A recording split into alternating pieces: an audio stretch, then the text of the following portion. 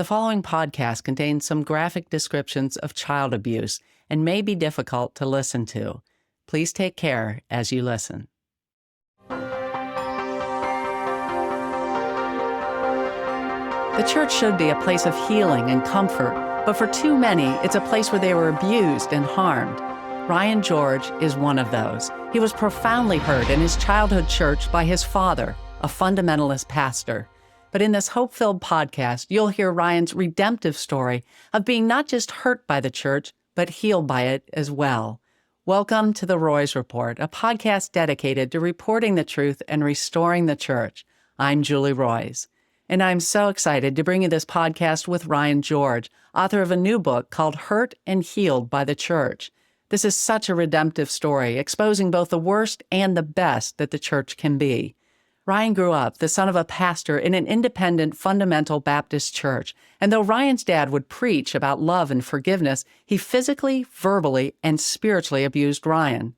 And as Ryan would find out when he left his father's home, his father also sexually molested girls. This left deep wounds in Ryan and profoundly distorted his view of God and the church.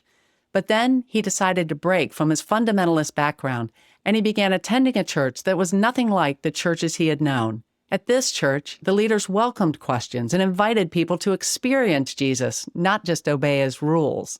In this church, Ryan developed a relationship with Jesus that he never knew was possible, and he began to heal.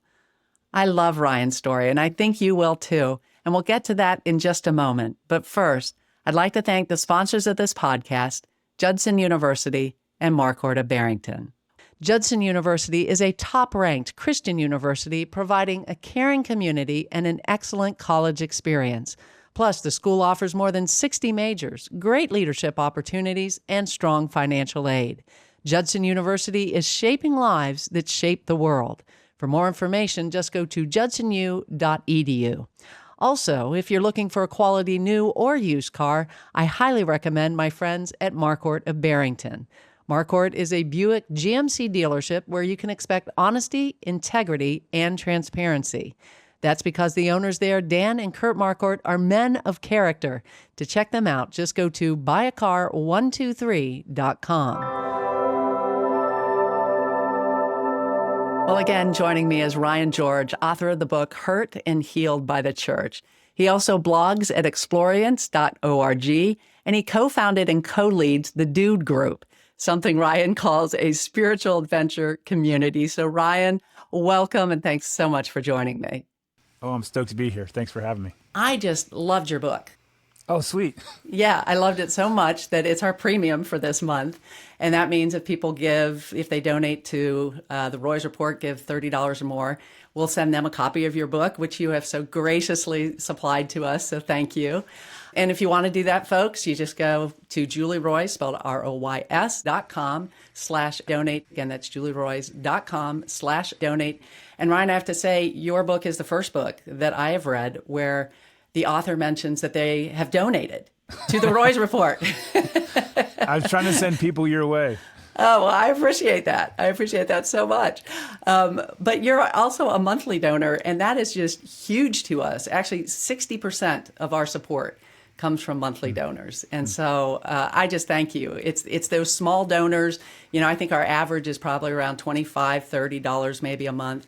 But that means that's our backbone. So I just want to thank you. And thanks for the mention. Boy, that was great. You're welcome. I probably should have told you first, but I printed it anyway. No, it's great. Yeah, you're not going to get an argument from me for putting a plug in, your book for us. I love it. But I think what I love so much about your book was that you not only talk about the really tough stuff, which is, the pain, the abuse, everything that happened in your childhood as being part of a church where your dad was a pastor. Mm-hmm. And, I know listening right now, there's people that are probably at all different levels of, reconstructing, deconstructing. Some are just trying to hang on.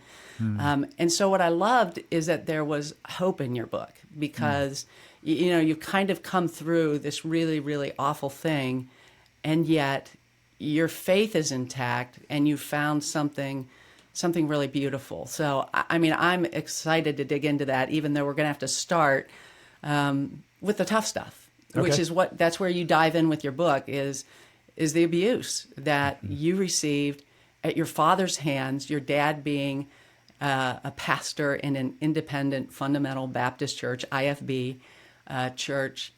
Tell me what it was like growing up in your home.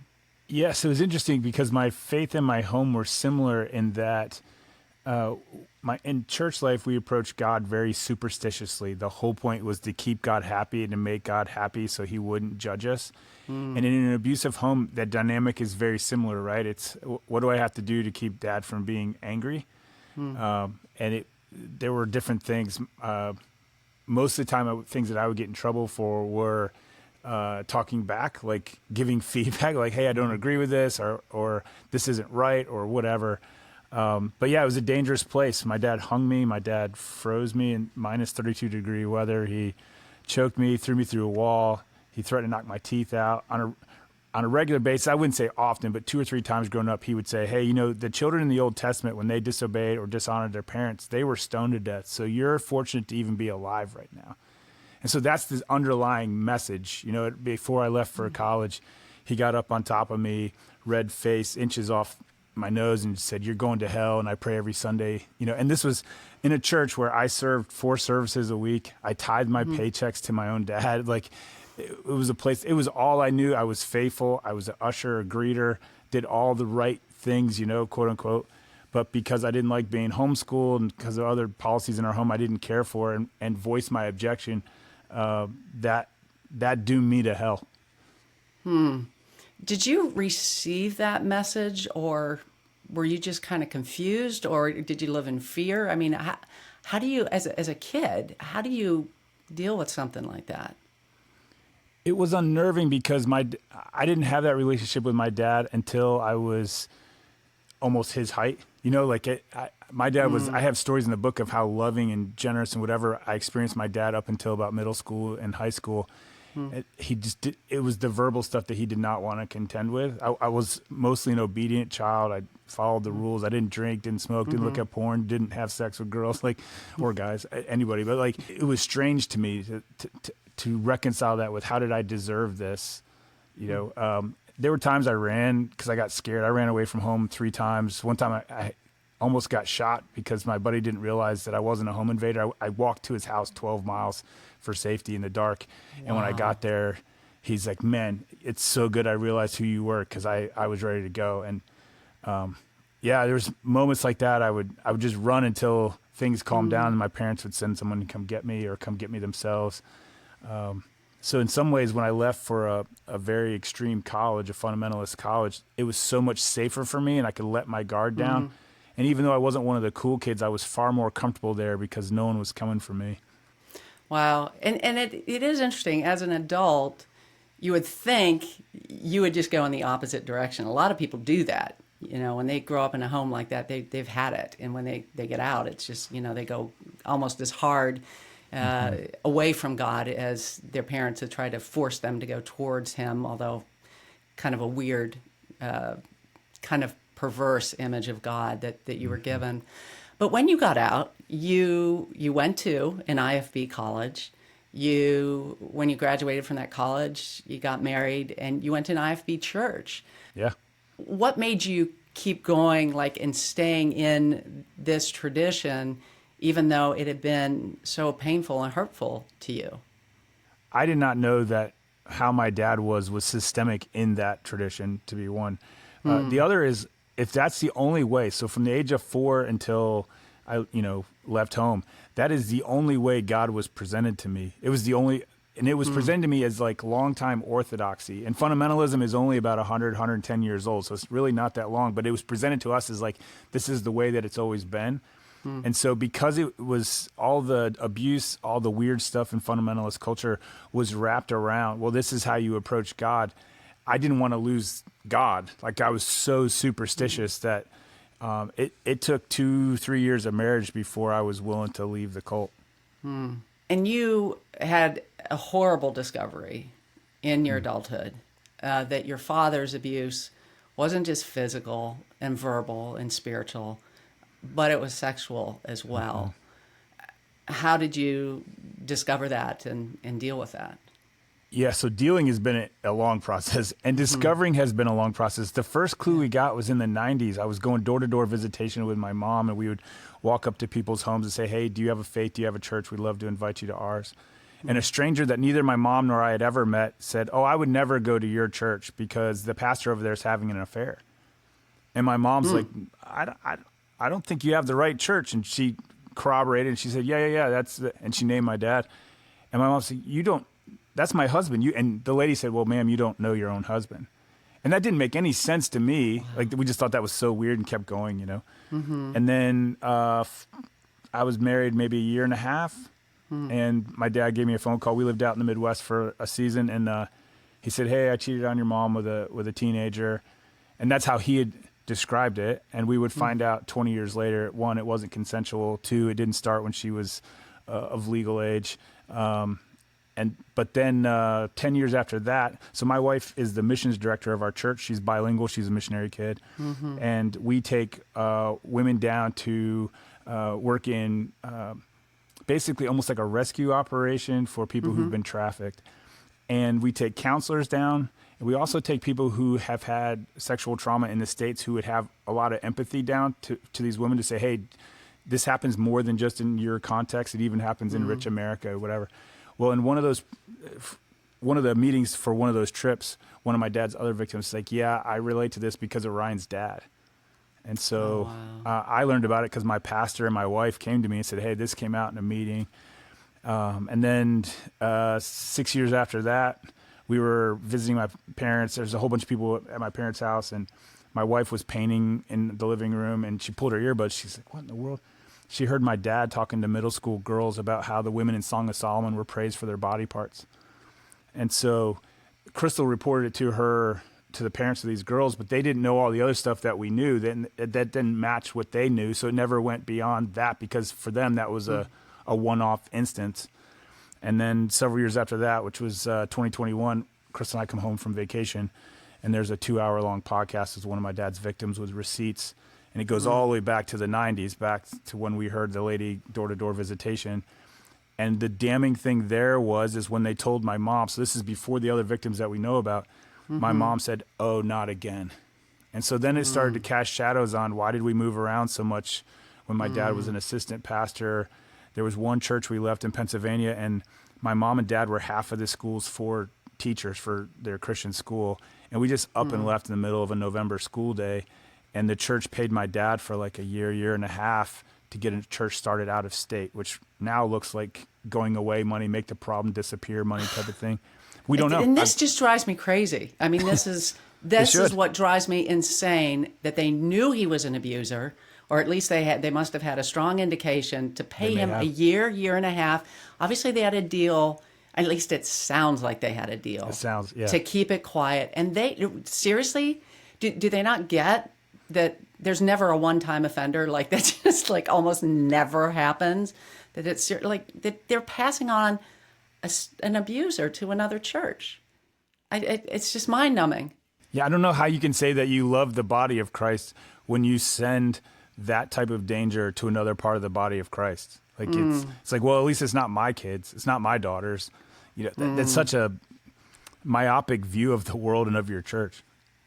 Yeah. And didn't they say in the podcast, and this is so awful, I can only imagine, like you're dealing with hearing this about your dad, but they assumed that you knew, back when it was happening, and you immediately, like, you got in contact with this gal through Facebook or something and said, man, I didn't know, and I want to know how to help you, and and then you connected, and you were able to help her, weren't you? I tried. She said, "Are you willing to talk to my attorney?" I said, "Yeah, I'm willing to answer any questions." And he gave me a barrage of questions, and I gave him as many receipts as I had. At the end of the phone call, the attorney said, "Man, I got to tell you, your dad was incredibly slick.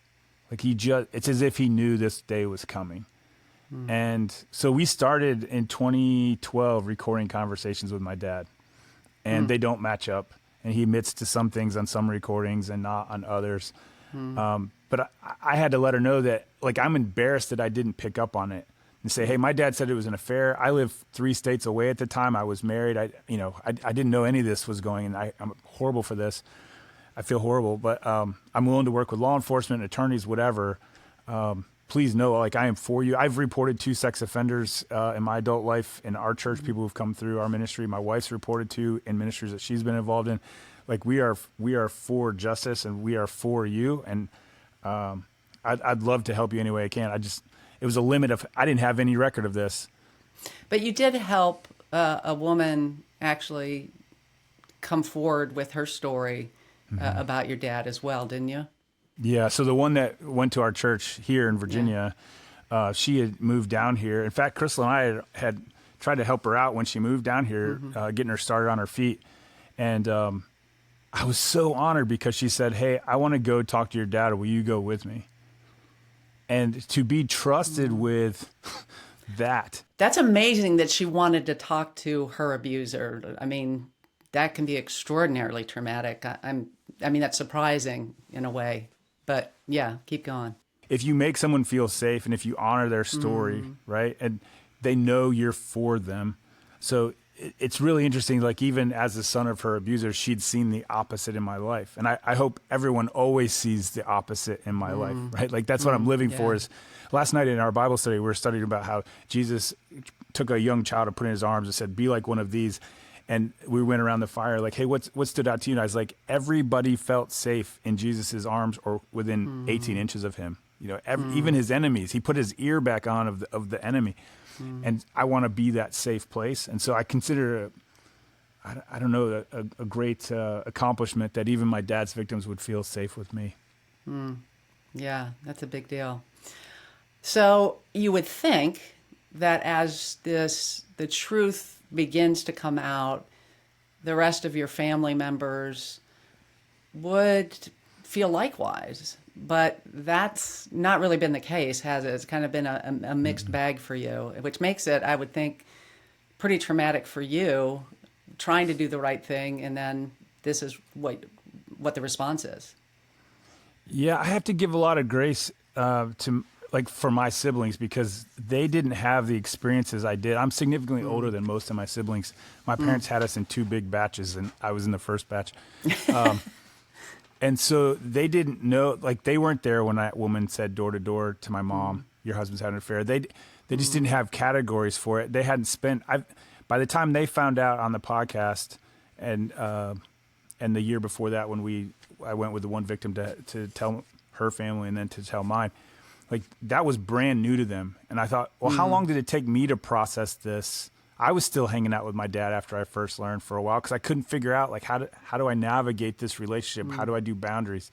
And so that allowed me to extend grace to my siblings and other people in my family who are like, we're still going to be cool with them because we think God forgives, right? One of the things my dad used to do in front of his victims was, right after he would assault them, he would pray in front of them aloud, asking God for forgiveness. And then he would turn to the victim and he would say, see, I just got forgiveness for God, so you don't need to tell anyone, because now it would only be gossip. Well, that's it's gross, right? Yeah, it's and really that gross. same thing went through my family, because some people were like, well, we need to forgive. He said he's sorry. I was like, well, he hasn't confessed to authorities. He hasn't confessed to his pastor. He hasn't confessed to any mentors. He hasn't got any recovery groups. He's not in, SA or anything like this. I don't know how repentant that is. I think he got caught, and he admitted he got caught. And so over time, actually, the positions of my family, different members of my family, have changed as they've wrestled with it and gone, you know what? No, he's not changed his mind. He's not changed his story. He's still saying the victims are lying. All the different things. And whether it was appropriate or not, me recording all these conversations and then putting them up on Dropbox and saying to my siblings, hey, if you want to listen to them, they're right here. You can hear. And so now, more of us are on the same page, but it's still not even, right? And I get it, because it took me a long time before I could get to the boundaries that I have now.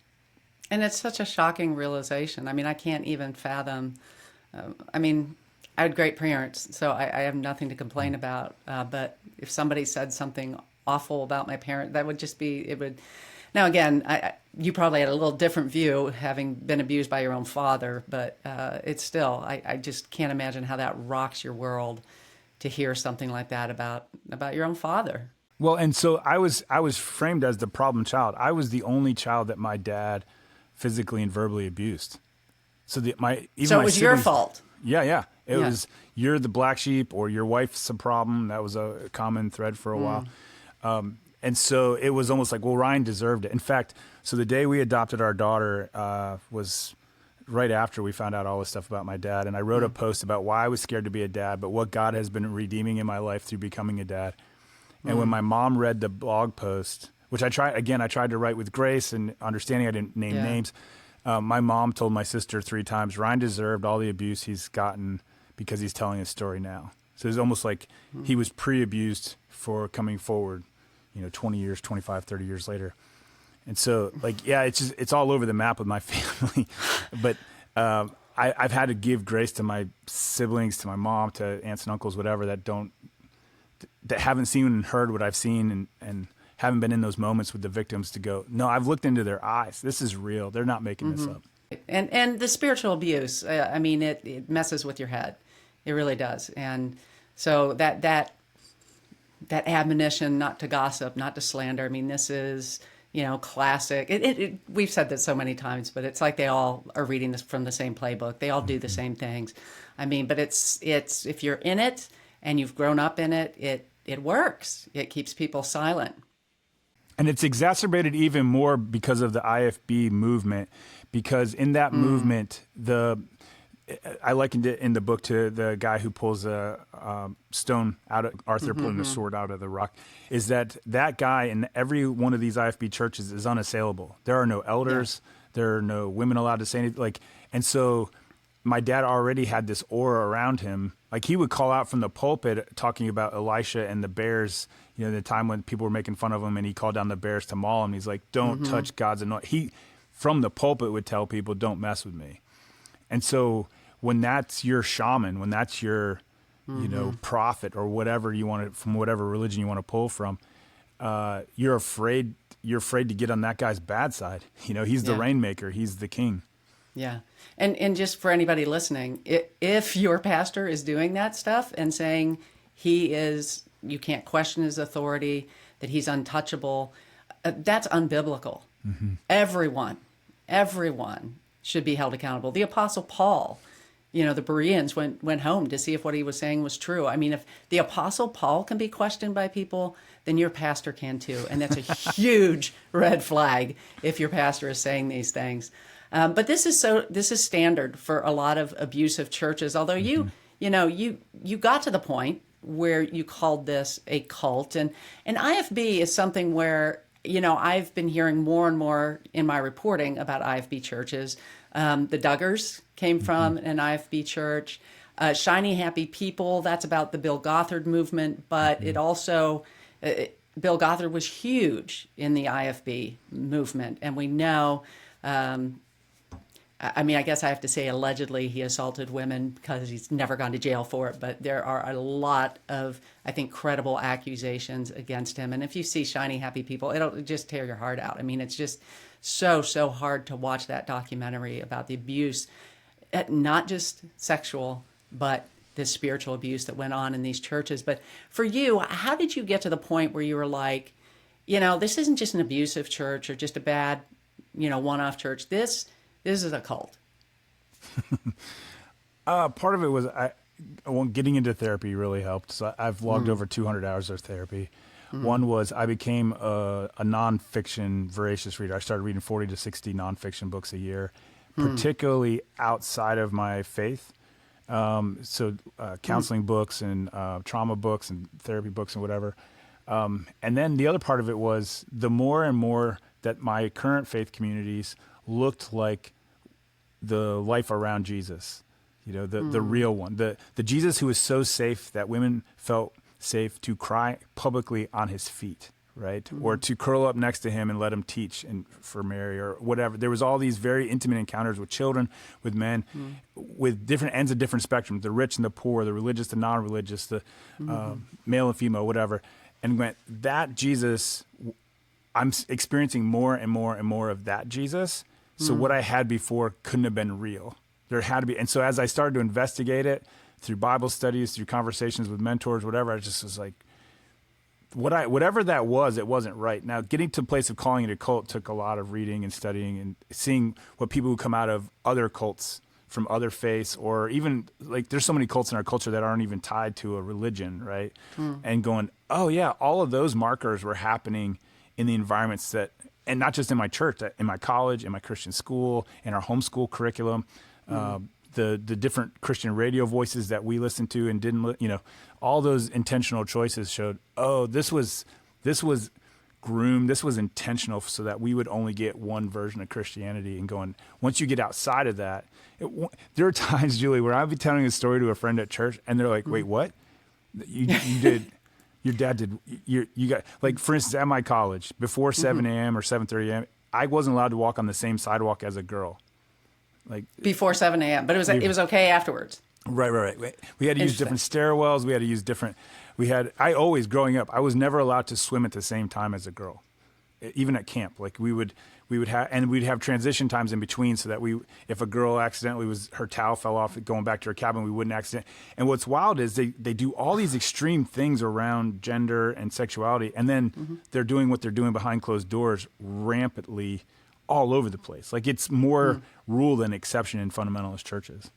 It used to be, at least when I was growing up, that a cult, to call it a cult, it had to have some sort of heresy or errant doctrine as a part of it. And it seems like there's been really a move among experts that, hey, this can have, at least on paper, pretty orthodox doctrine, yet not orthodox in its practice. So the orthopraxy is way off, right? And there's a high level of control. Like everything's about control, and control over things that bleed into like a person's own, like these are like natural boundaries that human beings should be able to make these kind of decisions for themselves, about what clothes they wear, within reason. Well, I mean, my sisters were told by different authorities that they couldn't use tampons, that they could only use pads. Right, there are IFB pastors out there that say that your daughters can only have closed-toe shoes, not open-toed shoes, because open-toed shoes show skin. The granular level of it, but to the orthodoxy part, so they believe the Word of God is inerrant, or whatever ones you want to put down. Jesus rose from the dead, whatever. But it's the emphasis, right? So many of the core fundamental beliefs. Because fundamentals should be the fewest, right? Which is ironic, because fundamentalists actually have more. It's the fundamentals of the faith, right? Yes. But I still believe Jesus rose from the dead. I still believe he's the Son of God. I still believe he died for me, all those things. But my church actually talks about that, whereas the church I grew up in talks about all these fringe topics, right? It was where they put the emphasis that turned it from orthodoxy to cultish inculcation. Yeah.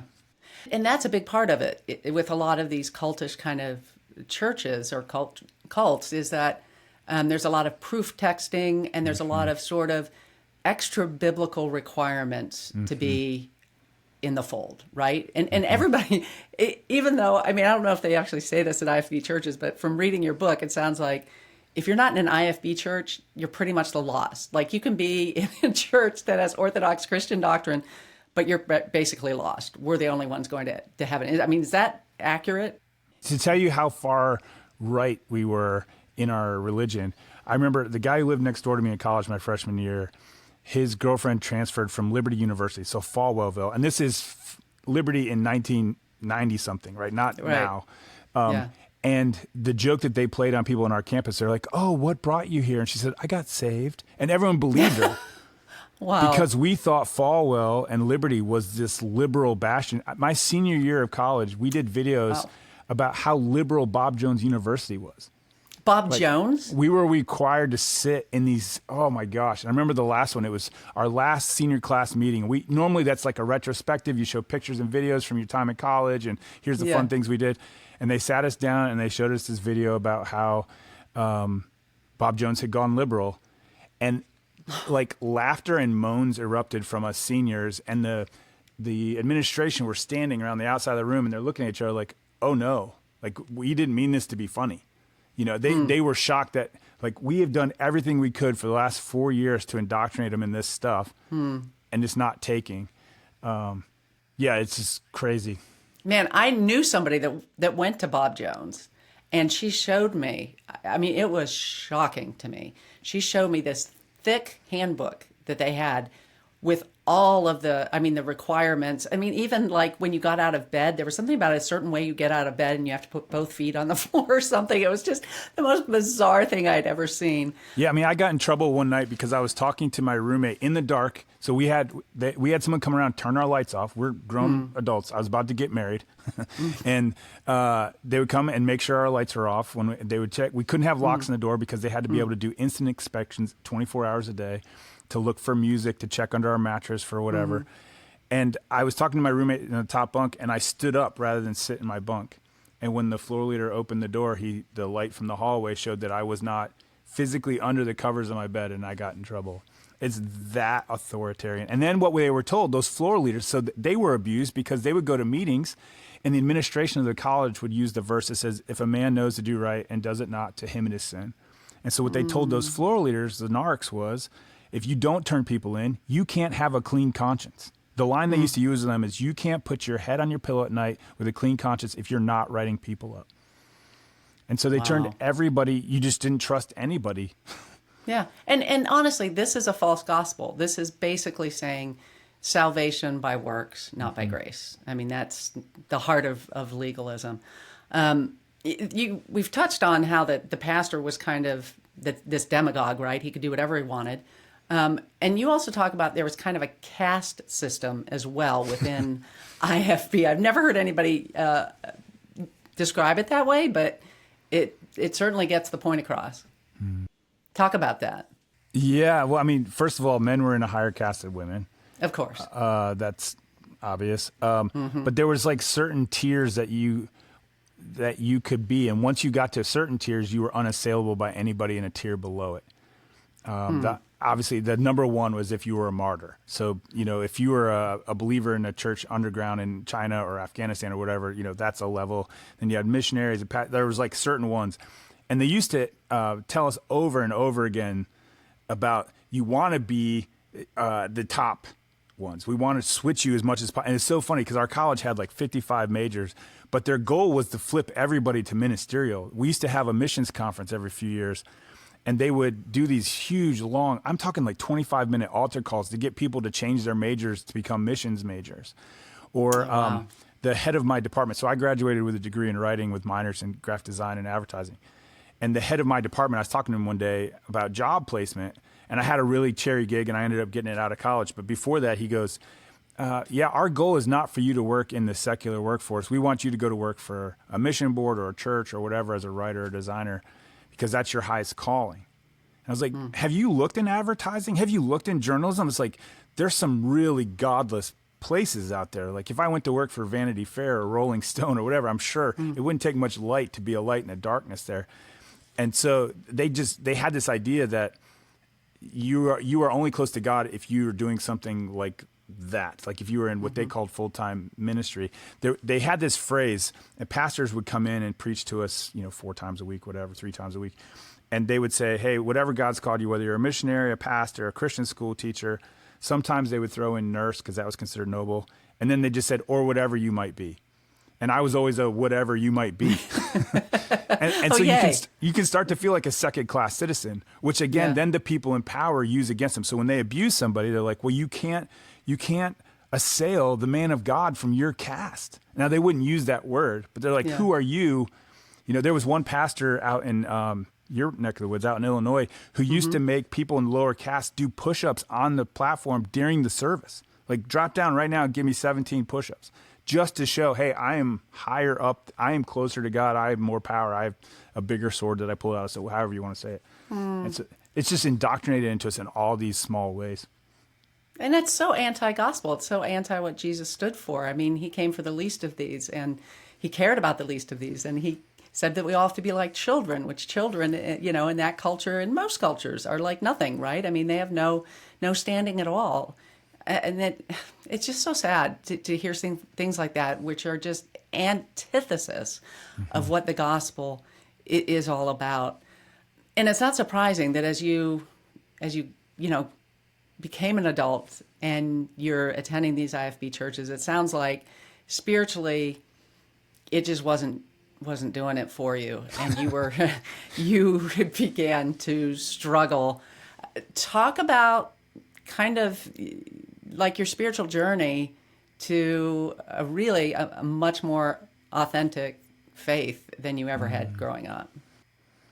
So it started by marrying an amazing woman. So my wife did not grow up in the fundamentalist movement. She grew up on the mission field. Her dad, when Jim Elliot was martyred on the field, he signed up to go to the tribe across the river from them. So my wife has pictures of them growing up where they're the only people with clothes. Like it was that tribal. And so her parents, because they're missionaries, they had just heard about our college and said, well, she'll be safe there. And they sent her there. And she just didn't thrive there at all, because you can imagine going from the mission field to that. So then when we got married, we're in IFB church. It just was horrible for her. It didn't really bother me because it was the water I've been swimming in. So when we moved back to the East Coast to take my job here in Virginia, I told her, I said, here's the deal. I owe you. I'm going to give you the deciding vote at our next church. And so she chose. And that's pretty radical for an IFB guy, right? Like you're the head of the home, man. You're but I also wanted a wife who wanted to be intimate with me, right? I also wanted a wife who was happy and would make me the meals I wanted, right? So it's kind of the happy wife, happy life thing. But yeah, it was a departure definitely from my parents. And she chose a Spanish-speaking church, and I don't speak much Spanish. But what that broke in me is we had people from 14 different countries in this little church. And seeing subcultures and how they worship. And in my mind, I go, oh, of course they do church differently because that's Venezuelan or that's Guatemalan or that's whatever. And that was a crack going, wait a second. So church can be different from different cultures. What was the culture I was in, right? So then several years later, we transitioned to the church where she's now on staff and where I serve on Sundays. And there was this pragmatic approach to faith that I'd never seen before. I came every Sunday trying to prove this church wrong. I really did. I'd heard about it. My brother-in-law invited me, and I get there, and what's interesting is, so the pastor there has a doctorate in master's in experiential education and a doctorate in ethnography, where he would study subcultures and say, how do we make the gospel appropriate to that subculture? And then in his master's work, he was a wilderness guide, and he says, how do we take extreme experiences and form life takeaways from them? And I'm wired for outdoors. I started doing trips. My first trip with him was to Patagonia, and then we started going all over the world, hiking some of the most iconic trails. I'm a huge hiker. Oh, sweet. Yeah. Oh, yeah. Yeah. So I started with Fitzroy. Yeah. I'm about to head to Arizona right now, and I'm just like, yes, very excited. Yeah, get there now before it gets too hot. Yeah, that's right. But right. anyway, so one of the things, so he worked with an outfit called Outward Bound and others, but one of the things they would ask you at the end was they'd say, okay, you just did something you didn't think you could do, or you didn't think you'd ever do, you didn't have the capacity for it. And what you found is that line is arbitrary. What's something back home you can do that right now you don't think is possible to do? And so he brought that framework into the faith space, made it very pragmatic. And I walked into an environment, they invited us there to ask questions, and I remember my little small group, the couple there was going through infertility at the time, and they said, we're having a hard time believing that God is good because he won't give us kids. And I'd never heard anybody be that authentic with their pain in a church environment, let alone they were our small group leaders. And so we just stopped everything and prayed over them. And so it set the bar really high that when I have questions or when I have pain or church is uncomfortable for me or I don't know what to do, that I can actually say it and that it will be held with grace and love and responded that way. And so then I just dove into it head over heels because this is the safest place for me. And then 10 years ago, one of my friends was going through a really hard season of his life, and I started an outdoor Bible study, is basically what it was, a book study and prayer time. And it's now we got guys from 4 to 6 different churches depending on the night, and we just sit around a fire and read the Bible and say, hey, what do you see out of this? What could I learn from you? And we pray fervent prayers over each other and dare each other to do great things, go do service projects together. And so having that safe community of people of 3 different generations at a time, where my questions are allowed and where people love Jesus like the disciples loved Jesus. I look at it and the people around me look like the people I read about in the Gospels. And I was like, I just want to be more like them. One of the guys in my circle I just look up to so much, he left the Amish faith, then he left the Mennonite faith, and then he went to our church now. And so he's 70 some years old, and he's said, I've changed my faith multiple times, and here's why. This is what I learned about God. And to have people around you like that, I don't know, it's an accelerant for your faith and your growth and your reconstruction, because you go, that's the real thing. And it sounds like you connected with Jesus in a way. I mean, I would think coming from what you came from, that God would pretty much be a taskmaster who just wants you to do things. But it sounds like it became, like you would talk about, it's not a religion, it's a relationship, but it really wasn't a relationship. Talk about that, how this, your view of God probably had to change, right? Yes, and I'm sorry that I can't remember the author that I heard this, but she's doing a study, and she's found that you can tell what type of parent a new believer has by who they pray to, whether they pray to the Father, whether they pray to Jesus, or whether they pray to the Holy Spirit. It's a really fascinating framework. And what I noticed after I heard that was I always prayed to Jesus. I never prayed to the Father. I never said, and so, which makes sense, right? Like if I'm scared of my dad, maybe I'm scared of my Heavenly Father. And so that gave me framework to then go back to mentors of mine to talk about it. It gave me framework to talk to my therapist to go, why am I so scared of God? And so what has happened is I am more in love with Jesus of Nazareth than I've ever been. And so I can look at it that way. And that also narrows the Bible, right? If you have a hard time with the God of the Old Testament or God of some of these weird stories in the Bible, you say, but I can follow that Jesus guy. We can figure out the rest of the Bible later, and you can, right? Then you use the filter of Jesus to go read everything else. But falling in love with Jesus first and most was the impetus for it all. It's interesting. I'm thinking back in my 20s was probably, and I grew up, I became a believer very young. It was real to me. I loved Jesus, as far back as I can remember. But I never understood grace. It was kind of like I was, and this is embarrassing to admit, but, I was a good kid and, God was kind of lucky to have one like me, I mean, literally it was that bad. And, which now is like so embarrassing to admit. But understanding how sinful I was before a holy God and his grace that extends to me and all that. I mean, that was just huge for me. And I'm sure it was preached in my church growing up, but I just didn't get it.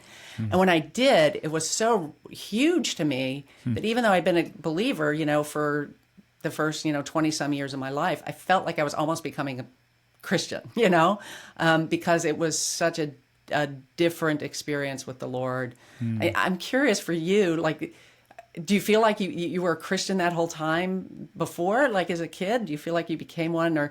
And I'm not even sure that these designations are important, because I think we like to have like a time, right? And it's a relationship. It grows and you like get to know him. And so you love the Jesus but then as you know him more, you fall more in love. But I'm just curious how you kind of, and maybe that's just an unbelievably evangelical question I just asked. Right? No, that's interesting. I have thought about it a couple times, but I don't think about it regularly. I don't know. I know what I have now is real. I've been baptized into 3 different faiths. So I was christened a Catholic, then I was dunked into the IFB when I was 4 or 5, and then because your dad was Catholic before he became IFB. My mom was Lutheran, and they fought over which one I would be, and my dad won that one too.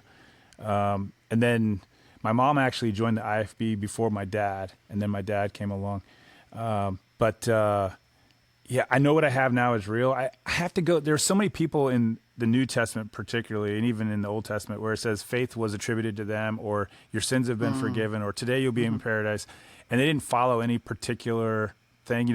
One of the things we've been learning, we're going through the book of Mark in my Bible study, is how much of a knucklehead the disciples were. Like, it's right in front of them, they still couldn't figure it out, which gives me grace. So maybe it was the best I knew how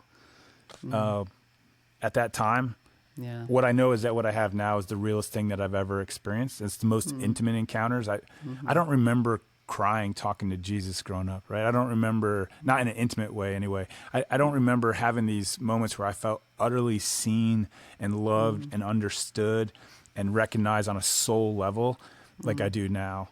I'll give you a short example. This sounds kind of mystical, but so I've been to all 7 continents, both polar circles. I love adrenaline and adventure.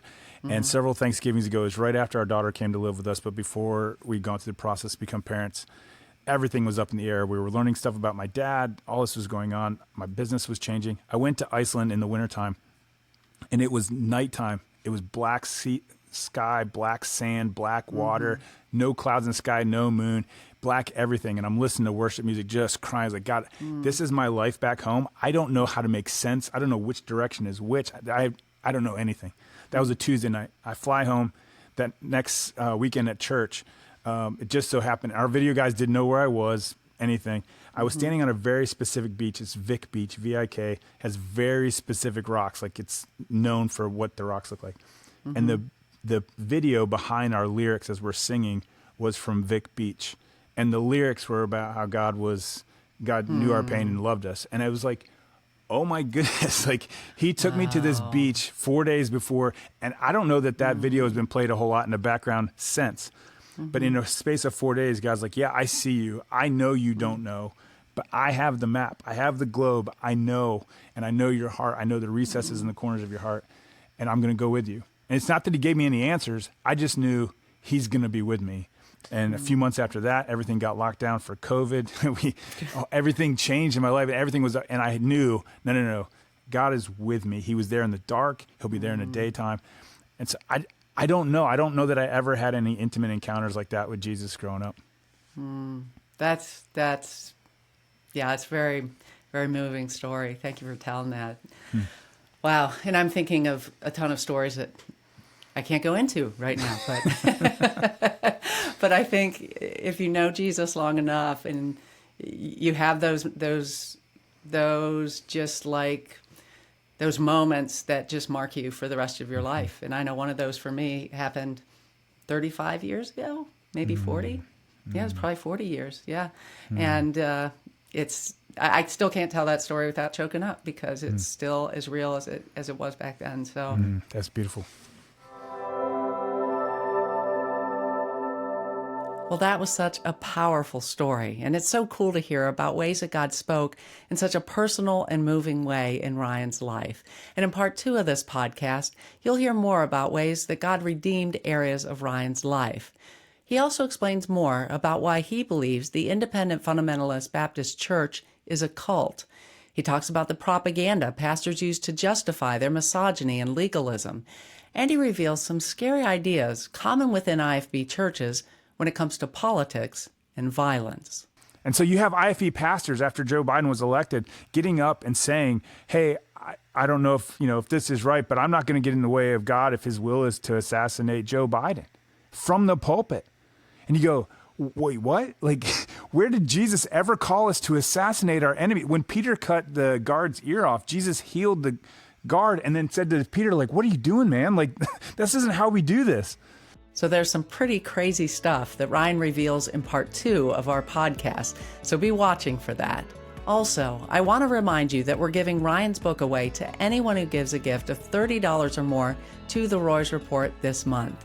So if you'd like to support our work and get this fantastic resource, just go to julieroys, spelled ROYS.com/donate. That's julieroys.com/donate.